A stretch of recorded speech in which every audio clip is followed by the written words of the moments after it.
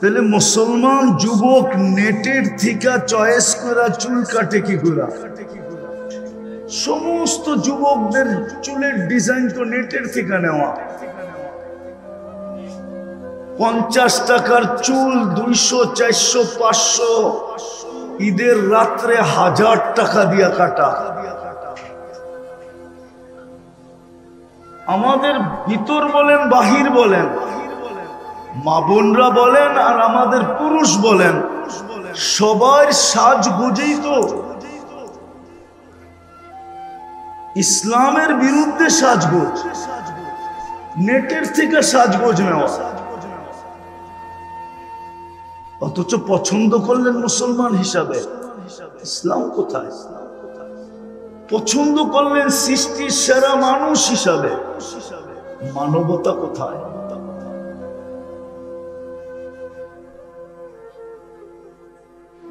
মানবতা কোথায়? তাইলে তো মুসলিম সমাজে কোনোদিন চুরি হতো না, কোনোদিন ডাকাতি হতো না, কোনোদিন ছিনতাই হতো না, কোনোদিন মার্ডার সাডার হতো না। দুনিয়া তাকলাইগা জিজ্ঞাসা করতো তোমাদের এখানে এগুলা নাই কেন? তো বলতো আমরা তো মানুষ। হাদিস তো বলে মানুষকে আন্নাস, মানুষকে আইয়ানফাআন্নাস, মানুষ তো ও মানুষ যার দ্বারা উপকার হবে, অপকার তো প্রশ্নই ওঠে না। ও তো মানুষ। মানুষের থিওরি তো হাদিস দিছে, মান্নাস মাইয়ানফাউন্নাস, মানুষ তো ও। এই জন্যই তো আল্লাহ রাসূল দৃষ্টান্ত দিছেন। হায় হায় হায়, পছন্দ করলেন মানুষ হিসাবে কে? কে? শুধু আল্লাহ বলেন না, 99 পদের মালিক আল্লাহ। কি বলবেন? শুধু আল্লাহ বলতে বলতে 99 পদের নাম তর্জমার দেখা হয় না। একজনও দেখে না, এই বয়সে একজনও দেখে নাই, বলতে পারবে না আমি দেখছি। চ্যালেঞ্জ। যুবকরা তো সারা রাত্র নেটের ভিতরে থাকে, ওদের খাওয়া না হইলেও চলে, কিন্তু নেট না হইলে চলবে না। নেট থাকতে হবে, অনলাইনে থাকতে হবে। অনলাইনের থেকে ছুটে গেলেই যুবকদেরকে শাস্তি দিতে কিছু লাগবে না। ওরে ঘরে বসে 7 দিন নেট কেটে দেন, ও এমনি ও ভাববে আমার কয়েক যুগ জেল হয়ে গেছে। রাগ হয়ে যাবো তো যুবকরা। সারা রাত্র নেটের ভিতরে থাকে, কিন্তু 99 নামের অর্থ কোনোদিন দেখে নাই, আমরাও দেখি নাই। এই জন্য আজকের থেকে বলবেন পছন্দ করছে কে? আবার বলতেছেন 99 পদের মালিক, 99 পদের মালিক। এটা বলতে থাকেন, তাইলে একদিন মনের ভিতরে আগ্রহ জাগবে যে 99 পদের মালিক যে বলতেছি, একটু পদগুলা দেখি, আল্লাহর পদগুলা কি, তখন আপনার দেখার সুযোগ হবে। আর আমার বিশ্বাস, নিবিড় ভাবে যখন আপনি এক একটা পদের অর্থ দেখবেন, আপনার এইখানে হিট করবে, এইখানে হিট করবে, তখন আপনি আল্লাহ চিনবেন। আজকে আমরা আল্লাহ চিনি না। যা হোক, আমি যেটা বুঝাইতে চাইতেছিলাম, শর্ত করতে পারতেছি না। মানুষ হিসাবে পছন্দ করলেন, মানবতা নাই। মুসলমান হিসাবে পছন্দ করলেন, কিন্তু ইসলামের ছাপ নাই। উম্মতে মুহাম্মদী হিসাবে আপনাকে পছন্দ করলেন, ওই নবীর উম্মত হিসাবে পছন্দ করলেন, যার উম্মত হওয়ার কারণে আদম আলাইহিস সালাম বলতেছে আমার চেয়ে কোটি গুণ বেশি ভালোবাসা আল্লাহর এদের সাথে। প্রমাণ পর্যন্ত দিলেন। আরো কয়েকটা দিতে পারি, ওনারই কথা। নবী পর্যন্ত অপেক্ষা করতেছেন আমাদের হাতের ছোঁয়ার জন্য।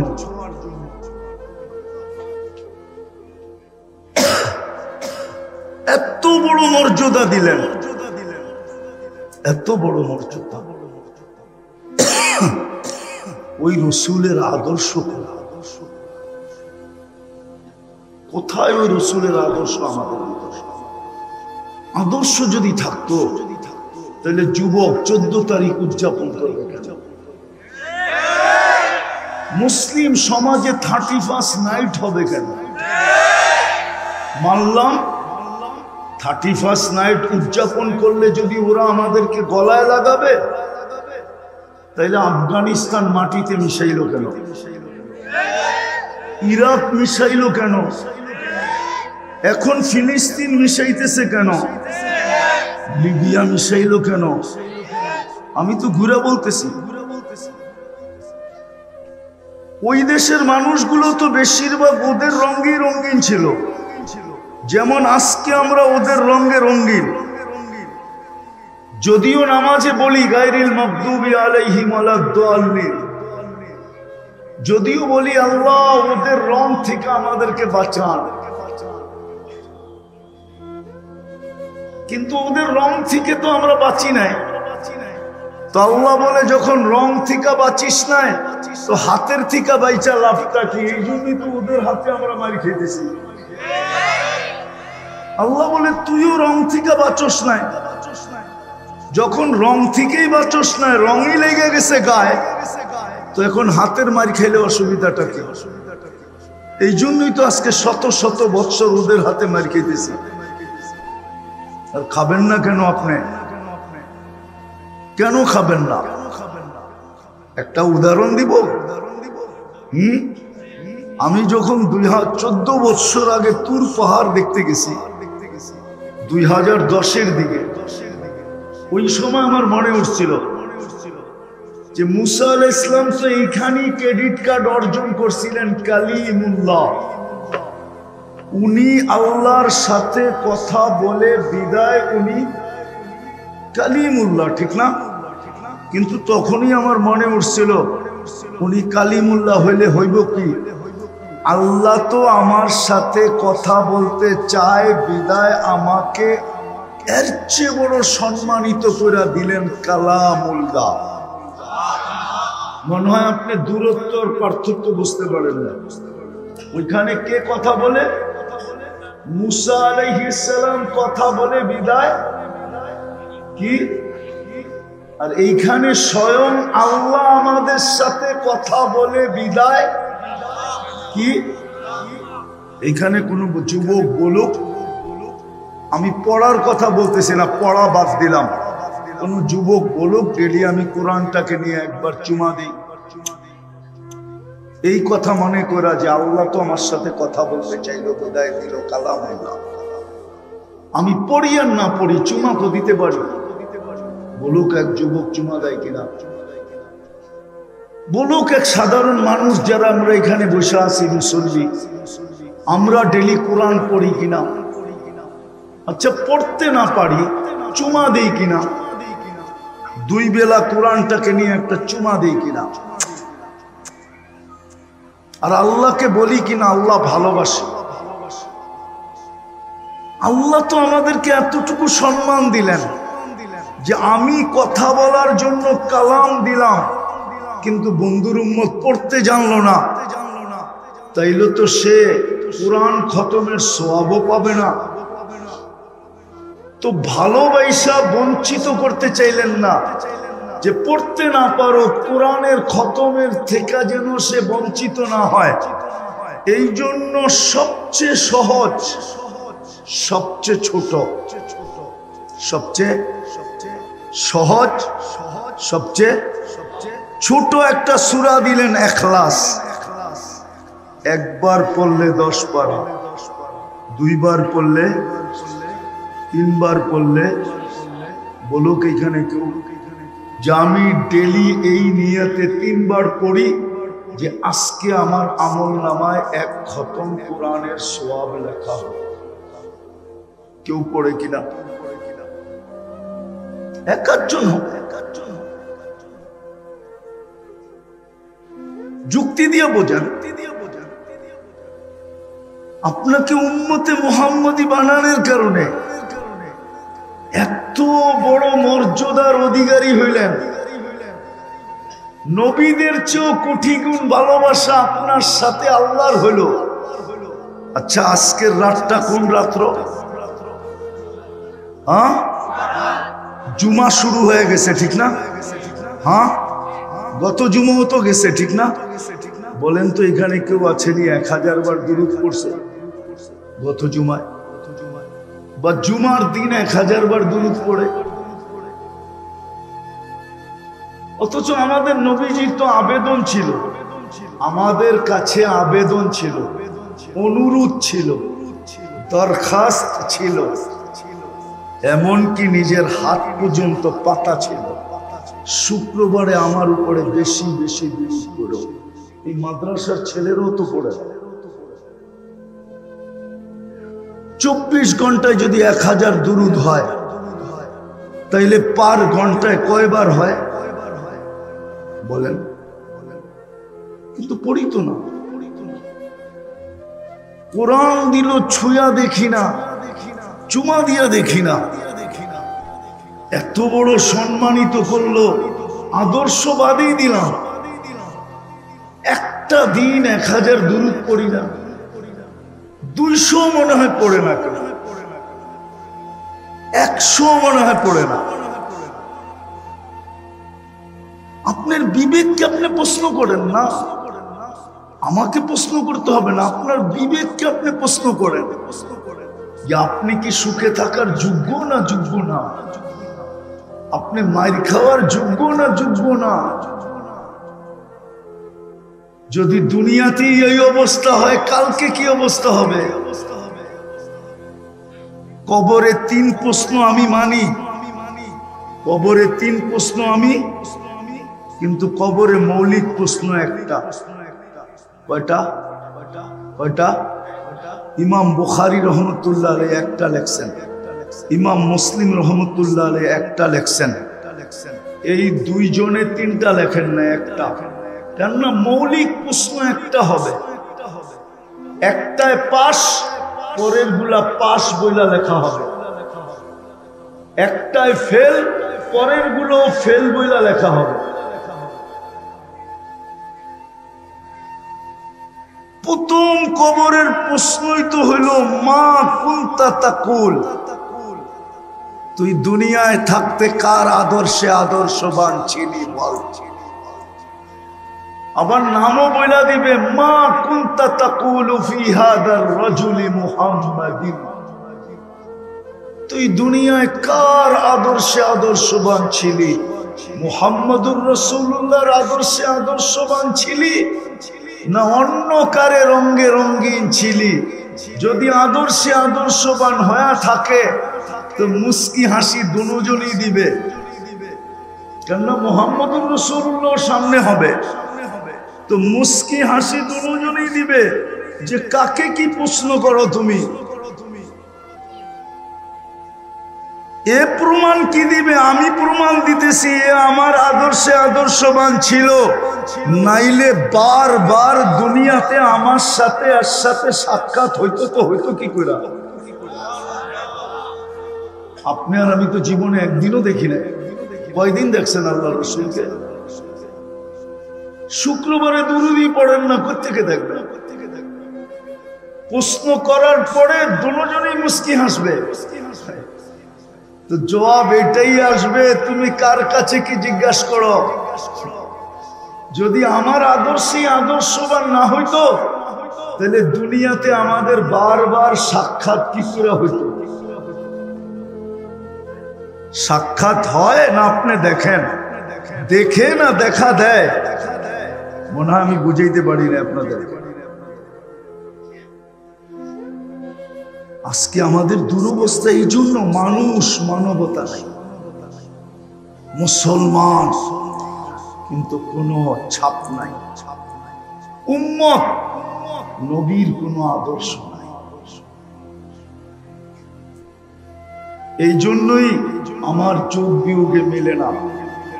আফগানিস্তান মাটিতে মিশছে, হয়তো একটু একটু যোগ বিয়োগে মিলছে, কিন্তু ইরাক মিটা গেল, এটা যোগ বিয়োগে মিলে নাই। কেননা ইরাকে তো একটা একটা করে দেখাই, ইরাকে তো কয়েকজন নবী ঘুমায় আছেন এবং দানিয়াল আলাইহিস সালামও ইরাকে ঘুমানো, আলী শেরে খোদা ওইখানে ঘুমানো, হুসাইন কলিজার টুকরা ওইখানে ঘুমানো, পীরানে পীর আব্দুল কাদের জিলানী ওইখানে ঘুমানো, আমাদের ইমামে আজম আবু হানিফা ঘুমানো, কয়েক শত সাহাবা ওইখানে ঘুমানো। এতগুলা বোম ফাটলো তো ফাটলো কি করে? মাটির সাথে মিশলো কি করে? লিবিয়া মাটির সাথে মিশা গেল, এটাও তো যোগ বিয়োগ মিলে না। কেননা টিউনিসিয়া লিবিয়া মিলা 12,000 সাহাবা একরামের কবর ওইখানে। কত? তমিমে দাড়ি ওইখানে, আবু লুবাবা ওইখানে, উকবা বিন নাফে ওইখানে। চিনেন এদেরকে? নামও তো শুনেন নাই কোনোদিন। খালি শুনছি দুনিয়া আলাদাটা, ঠিক না? চলেন সব বাদ দিলাম, দুটোটা বাদ দিলাম। ফিলিস্তিন মিটতেছে কি কইরা? খলিল তো এখানে ঘুমানো, ওয়াদিয়ে খলিল। একদিকে খলিল ঘুমাইতেছে, একদিকে মুসা কালিম ঘুমাইতেছে। বেশি দূরে না, দুইজনের মধ্যে দূরত্ব বেশি লম্বা না। যান আপনি দেখে আসেন, আমি তো দেখে আসছি, আপনি দেখে আসেন। মধ্যখানে 70 জন নবী ঘুমাইতেছে, চিহ্নিত। মুসলমানের প্রথম কেবলা যেখানে, মেরাজের রাত্রে সশরীরে 1.25 লক্ষ নবীরা যেখানে উপস্থিত। মেরাজের রাত্রে বাইতুল মুকাদ্দাসে 1.25 লক্ষ নবীদের সম্মেলন ছিল সশরীরে। নাইলে আমাদের নবীজি ইমামতি করলেন কি করে? নামাজ তো পড়াইলেন, বক্তৃতা তো দিলেন, সবার কাছ থেকে বিদায় নিয়ে তো আরশে গেলেন। ওইটা মাটির সাথে মিশে তো মিশে কি করে? কিন্তু আল্লাহকেও যদি জিজ্ঞাসা করি তো আল্লাহ তো এটাই বলে, পছন্দ করে তো মানুষ বানাইছিলাম, তোদের ভিতরে মানবতা কোথায় বল? পছন্দ করে তো তোদেরকে মুসলমান বানাইছিলাম, ইসলামের ছাপ তোদের ভিতরে কোথায় বল? পছন্দ করে তো বন্ধুর উম্মত বানাইছিলাম। কার উম্মত? আপনি কার উম্মত আপনি জানেন না, আপনি চিনেন না মুহাম্মদুর রাসূলুল্লাহ।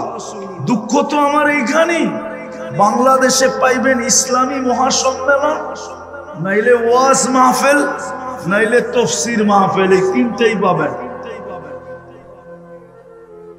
শানের রিসালাত তো পাবেন না, নবীর শান তো কেউ জানে না যে আমার নবীর শান কত। আপনি নবীর প্রয়োজন রাখেন কতটুকু? একটা দেখাইলাম আমি সব জায়গায় চলে আসছি, আর আসতে হবে না সামনে। বসেন বসেন বসেন বসেন, আমি সীমানায় চলে আসছি। বিদায় ভাবেন এখনো ফুললি অপারেশন শুরু হয় নাই।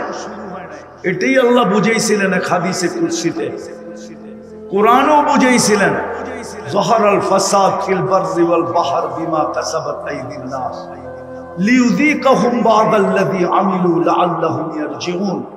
মাঝে মাঝে আমরা ছোটখাটো অপারেশন করব, যেন তোমাদের বিবেকের পর্দা খোলে, তোমাদের বুদ্ধি উদিত হয়, তোমরা যেন দৌড়ায় আমার দিকে ফিরে আসো। কিন্তু আমাদের বিবেকের পর্দাও খুলতেছে না, আমাদের বুদ্ধি উদিত হইতেছে না, আমাদের বুদ্ধি উদিত হইতেছে না, বিবেকের পর্দাও খুলতেছে না। হাদিসে কুদসি তো আল্লাহ বলছিলেন, ইল্লাম ইয়াতুবু ফাআনা তাবিবুহুম, তোমরা যদি আমার দিকে না ফিরলে তো আমি ডাক্তার হয়ে যাব, ডাক্তার, সার্জিক্যাল ডাক্তার, আমি অপারেশন চালাবো তোমাদের উপরে। আজকে অপারেশন চলতেছে। নাইলে আমি আগেই বলছি, সমস্ত নবীদের সাথে যত অঙ্গীকার না ছিল, আমাদের সাথে আর চেয়ে কোটি গুণ বেশি অঙ্গীকার ছিল।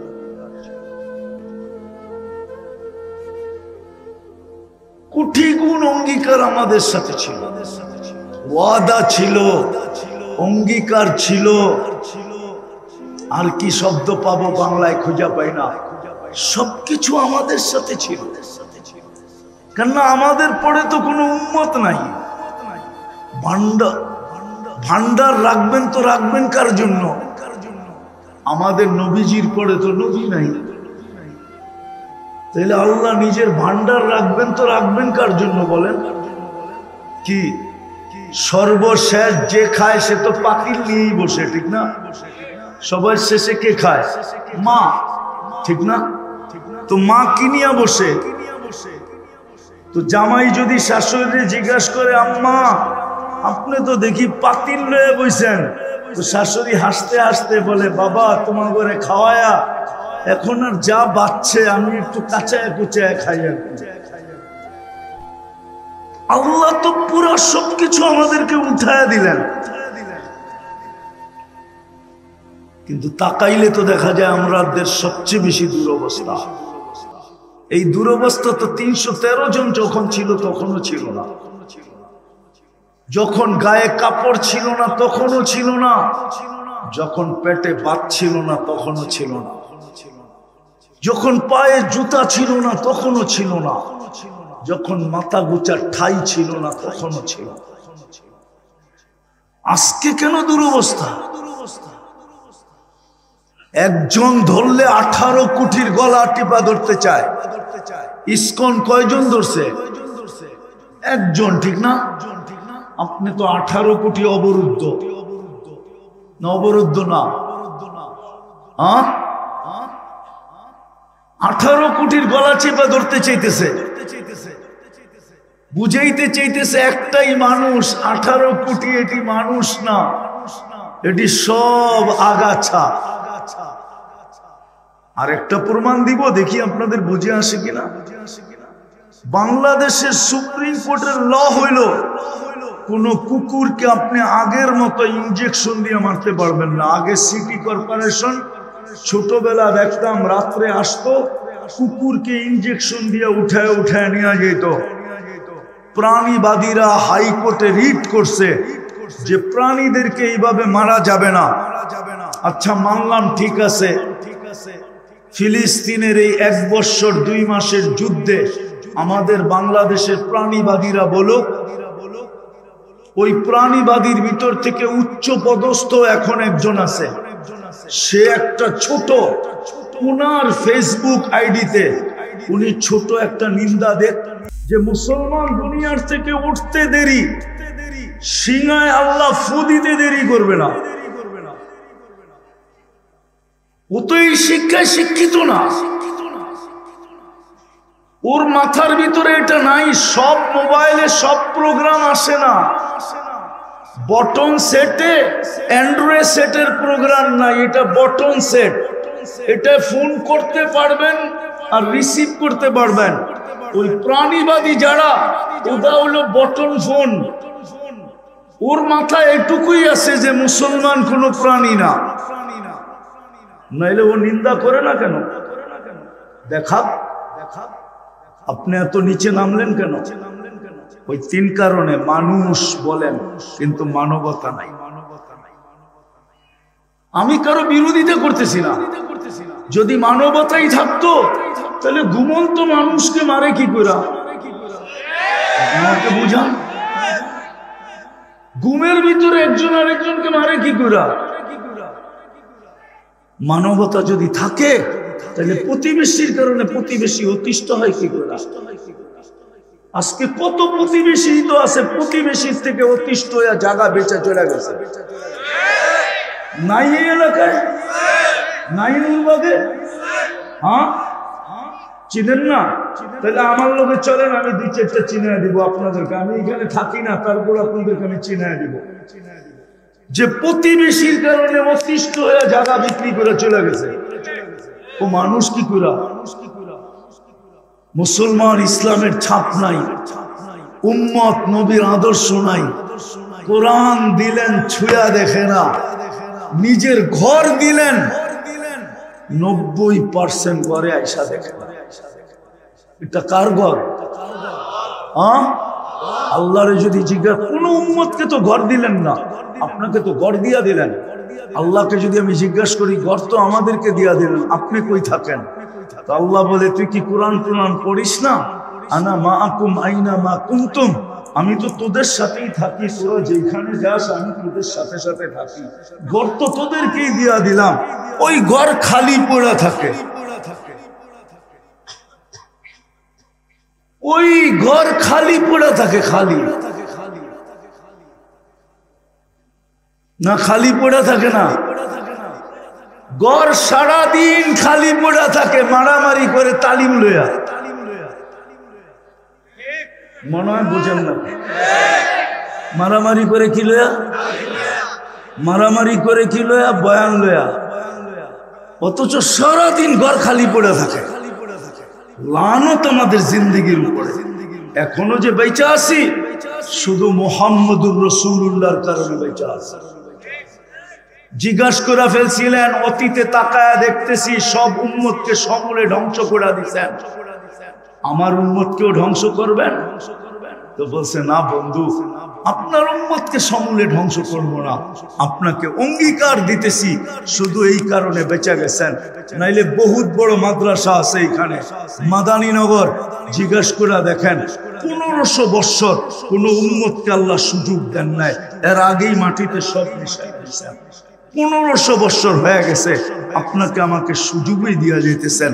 বিদায় আসেন, আজকে তওবা করেন। তওবা করবেন? করবা যুবক? তওবা তওবা করো, তওবা, নাইলে এইখানের দিন কাটা যাবে, কিন্তু ওইখানেরটা কাটবে না। কবরে যাওয়ার পরে যখন জিজ্ঞাসা করবে, ওই দিন জবাব মুখ দিয়ে আসবে না। হাউজে কাউসারে যাবে, প্রথম ডিসাইড হবে কিয়ামতের মাঠে হাউজে কাউসারে। প্রথম সিদ্ধান্ত হবে এটা কোন দিকে যাবে, ডাইনে না বামে, জান্নাত না জাহান্নাম। হাউজে কাউসারে ডিসাইড হবে। যার মুখে হাউজে কাউসার লাগবে, এটা অবধারিত, এটা জান্নাতে যাবে, যেই কোনো ভাবে হোক যাবে। কেননা যেই ঠোঁটে হাউজে কাউসার লাগছে, ওই ঠোঁটে আর কোনোদিন পিপাসা লাগবে না। যেই ঠোঁটে হাউজে কাউসার লাগছে, ওই ঠোঁট দুচোখ ধারণ করার ক্ষমতা রাখে না। আপনি হাউজে কাউসার চিনেন না, হাউজে কাউসার জিনিসটা। এই জন্যই তো একদলকে আল্লাহ রসুল হাউজে কাউসারে বলবে, সুখান সুখান লিমান গাইয়ারা বাদ, যাও দূরে সরো, তোমাদের জন্য হাউজে কাউসার না। তোমাদের ঠোঁটে হাউজে কাউসার লাগা মানে তোমরা জান্নাতি, তোমরা হাউজে কাউসারের উপযুক্ত না, সরো। তোমরা আমার চোখের পানির ইজ্জত রাখো নাই। সময় তো নাই, আমরা নবীর চোখের পানির ইজ্জত রাখি নাই। 23 বছর কাঁদছেন, দুনিয়ার থেকে যাওয়ার সময় কাঁদতে কাঁদতে গেছেন। আরো সে যে আমাদেরকে বলেন নাই, এখনো কবরে কাঁদতেছেন। আবুল সামরকান্দি লেখছেন রহমতুল্লাহি আলাই, নবীজি কবর থেকে উঠবে, ওহুয়া ইয়াবকি ওয়া ইয়াকুল, কাঁদতে কাঁদতে উঠবে আর বলতে বলতে উঠবে, জিবরিল আমার উম্মত কই, ময়দান তো খালি। কিয়ামতের মাঠে চিৎকার দিবেন, 1.25 লক্ষ নবী রসুল শুধু নফসি নফসি বলবে, না মা না বাবা, না ভাই না বোন, না স্ত্রী না সন্তান, শুধু নফসি নফসি বলবে। আর আমাদের নবীজি উম্মতি উম্মতি বলবে। আমরা ওনার ইজ্জত রাখি না। বিদায় আসেন, এখনো সুযোগ আছে। একটা হাতিয়ার আমাদের হাতে এখনো আছে, সেটা হলো যদি আল্লাহর কাছে সরি বলার মতো বলতে পারে, তওবা করার মতো করতে পারে, নাহলে কিচ্ছু নাই আমাদের কাছে। এই দাড়ি, এই টুপি, এই জুব্বা আর এই সুব্বা, এই পাগড়ি আর এই সাগরি, দুনিয়ার বহুত কম আছে আল্লাহ মানে না পাগড়ি পড়ে। দুনিয়ার বহুত কওম আছে আল্লাহ মানে না দাড়ি রাখে, দুনিয়ার বহুত কওম আছে আল্লাহ মানে না কিন্তু জুব্বা পরে। আমার সাথে চলেন, আমি দেখায় দিব আপনাদের। আমাদের হাতে একটাই হাতিয়ার আছে, তওবা। কি কি করবেন? তওবা কে কে করবেন দেখি? পাক্কা? তাইলে বইলা দেন আল্লাহ অতীত থেকে তওবা করলাম। নামান আর ডেলি 2 বার তওবা করেন ঘুমানোর সময়, এই কথা মনে করা যে হয়তো আর ঘুমের থেকে উঠবো না। যদি উঠলেন সকালে, সকালে তওবা করেন এটা ভাইবা যে হয়তো সূর্য আর ডুবতে দেখবো না। ডেলি 2 বেলা তওবা করেন। পারবেন? পারবেন মনের থেকে? হ্যাঁ, আর নারাজ না করি আল্লাহকে। যুবক তোমাদের পায়ে হাত রাখি, আর নারাজ করো, আর নারাজ করো না। তোমরা আমার চেয়ে দুনিয়া দেখো না বেশি, দুনিয়ার রং আমার চেয়ে বেশি তোমরা দেখো না, তামসা আমার চেয়ে বেশি দেখো না, সিঙ্গার ফিঙ্গার আমার চেয়ে বেশি দেখো না। তোমাদের পায়ে হাত দিয়া বলি আল্লাহকে নারাজ করো না। তওবাকে অভ্যাস বানাও। আর দ্বিতীয়, আল্লাহর ঘর ভরা দাও। আজকে আল্লাহর ঘর, আল্লাহকে জিজ্ঞাসা করে মুসল্লি কই? জমিন জিজ্ঞাসা করে, জমি পুছতি হ্যায় নামাজি কাহা হ্যায়। জমিন জিজ্ঞাসা করে আল্লাহ নামাজি কই? মসজিদ জিজ্ঞাসা করে আল্লাহ মুসল্লি কই? বিশ্বাস হয় না? হ্যাঁ বললে তো আবার বলবে জয়ীফ। মসজিদ জিজ্ঞেস করে আল্লাহকে, আল্লাহ মুসল্লি কই? গর্ত দিলেন, মুসল্লি তো নাই, আমার খোরাক তো নাই, কোথায় এরা? পড়তে পারবেন মসজিদ আজকের থেকে? কে কে পারবেন দেখি? যে মসজিদ ভরা দিব আজকের থেকে, নামান। আর যুবকদের পায়ে হাত দিয়া বলি 31st নাইট উদযাপন করো না। আল্লাহর গজব আর টাইনা আইনো না। আছে বাংলাদেশে প্রমাণ আছে, 2013 কি 14 হবে, 31st নাইটের পরের দিন 7.8 ভূমিকম্প আসছিল, কিন্তু কোনো বিপর্যয় হয় নাই, শুধু সিগন্যাল দিয়ে চলে গেছে। গত ডিসেম্বরে তুর্কিতে আসছে, 1.5 লক্ষ লোক মারা গেছে, এক শহর মাটির সাথে মিশা গেছে। তোমাদের পায়ে হাত দিয়া বলি 31st নাইট উদযাপন করো না, আল্লাহকে আর নারাজ করো না। আল্লাহ শুনায়া দিছে উম্মতে মুহাম্মদীকে কিভাবে সাইজ করবে, কোন ওয়াশিং মেশিন দিয়া পুত পবিত্র করবে। এটা হাদিসে আছে যে তোমরা যদি বেশি বাড়াবাড়ি করো তাইলে তোমাদেরকে 2টা ওয়াশিং মেশিন দিয়া পরিষ্কার করব।